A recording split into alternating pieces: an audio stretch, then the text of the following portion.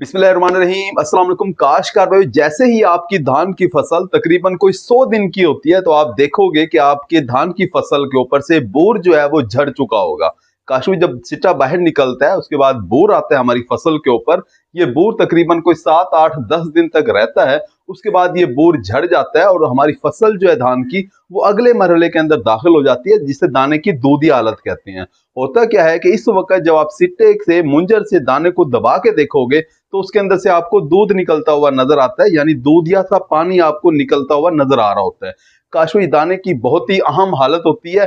15 दिन तक हमारे खेतों के अंदर ये हालत रहती है। इस वक्त हमारे धान के जो काश्तकार हैं उन्हें पानी कितना लगाना चाहिए अपने खेतों के अंदर, कौन सी स्प्रे करनी चाहिए, या यूं कह लें कि वो कौन कौन से काम करें जिससे धान की पैदावार में इजाफा हो, इसके बारे में आज हम बात कर रहे होंगे। अगर आपने हमारे चैनल सब्सक्राइब नहीं किया, चैनल को फौरन सब्सक्राइब कर दें, साथ में बेल के बटन को दबा दें ताकि फसलों के मुतालिक हम जितनी वीडियो बना रहे होते हैं वो आपको बर वक्त मिल सकें। काशवी धान के खेत से मुंजर के ऊपर से जब बूर झड़ जाता है तो उसके बाद दाने की भराई का अमल शुरू हो जाता है।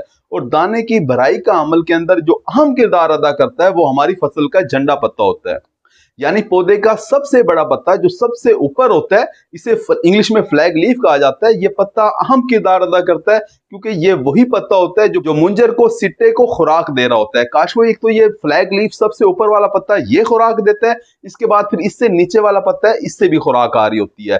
काशवी ये पत्ते जो हैं खुराक तैयार कर रहे होते हैं और मुंजर को दे रहे होते हैं। मुंजर के अंदर दानों की भराई का अमल चल रहा होता है।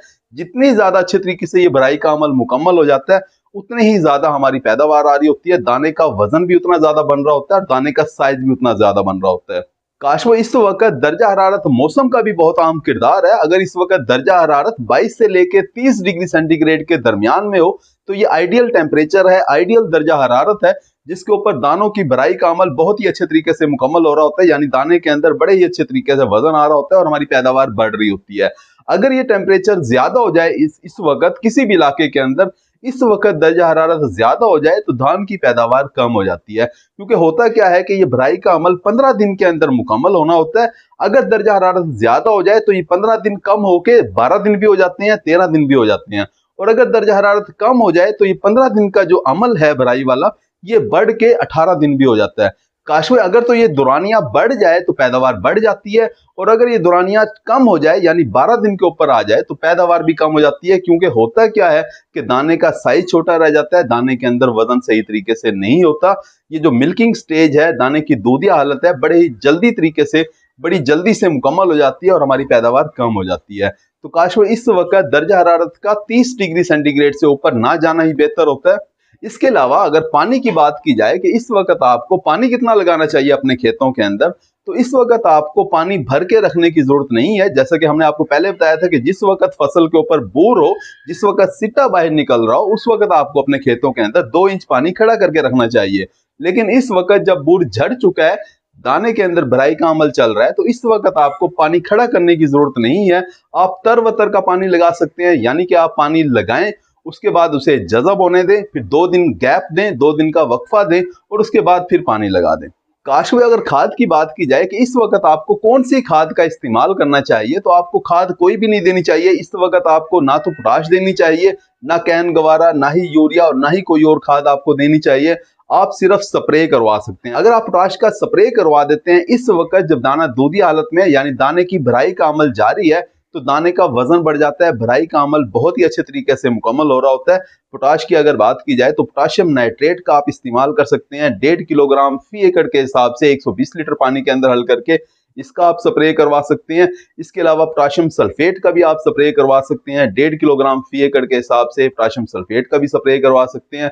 इसके अलावा कुछ लिक्विड पोटाश मिल रही होती है जैसा कि कैटलिस्ट मिल रही है एफएमसी कंपनी की, इसका भी आप स्प्रे करवा सकते हैं 1 लीटर फी एकड़ के हिसाब से, इसके भी बहुत अच्छे रिजल्ट मिल रहे होते हैं।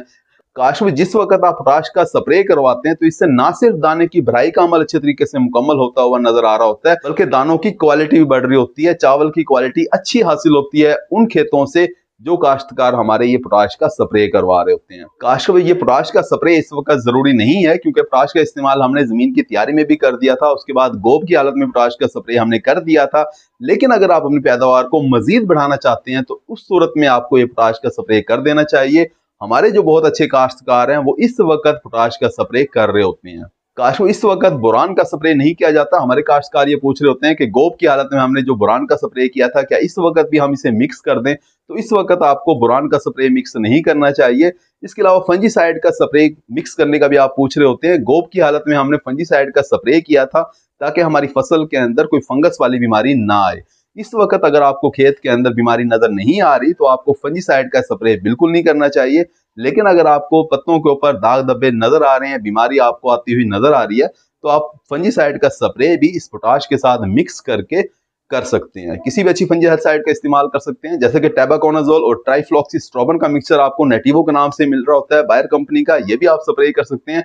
इसके अलावा एजॉक्सीस्ट्रोबिन और डाइफेनाकोनाजोल का मिक्सचर जो आपको एमिस्टर टॉप के नाम से सिंजेंटा कंपनी का मिल रहा होता है, इसका भी आप स्प्रे करवा सकते हैं। इसके अलावा भी आप किसी अच्छी फंजीसाइड का स्प्रे कर सकते हैं पोटाश के साथ मिक्स करके, लेकिन ये ऑप्शनल है। अगर तो बीमारी आई है तो स्प्रे करना है, अगर बीमारी नहीं है, पत्ते बिल्कुल ठीक हैं, तो इस वक्त कोई जरूरत नहीं है पोटाश का स्प्रे करने की। काश को इस वक्त आपने जो स्प्रे करना है वो आपने बहुत ही एहतियात से करना है, कोई भी उल्टा सीधा स्प्रे नहीं करना। कल ही मुझे कॉल आई है कि एक हमारे काश्तकार ने क्लोरीपायरीफास का स्प्रे कर दिया धान की फसल के ऊपर, जबकि दाना जो है वो दूधी हालत में था। हुआ क्या कि सारी की सारी मुंजर जो है वो उसकी काली हो गई, सारा का सारा खेत जो है वो उसके अंदर जो सिट्टे थे वो सारे के सारे काले हो गए। काश को पहले पिछली वीडियो में भी हमने आपको बताया था कि इस वक्त जब आप सिट्टा आपका निकल चुका है तो आपने कॉपर वाली कोई भी फंजीसाइड आपने इस्तेमाल नहीं करनी, जैसे कि कॉपर ऑक्सीक्लोराइड या कॉपर हाइड्रोक्साइड वगैरह मिल रही होती हैं। इस वक्त आपने बिल्कुल भी ये दवाइयां इस्तेमाल नहीं करनी। उम्मीद है कि वीडियो आपको समझ आ गई होगी। अपना ख्याल रखिएगा। अल्लाह हाफिज।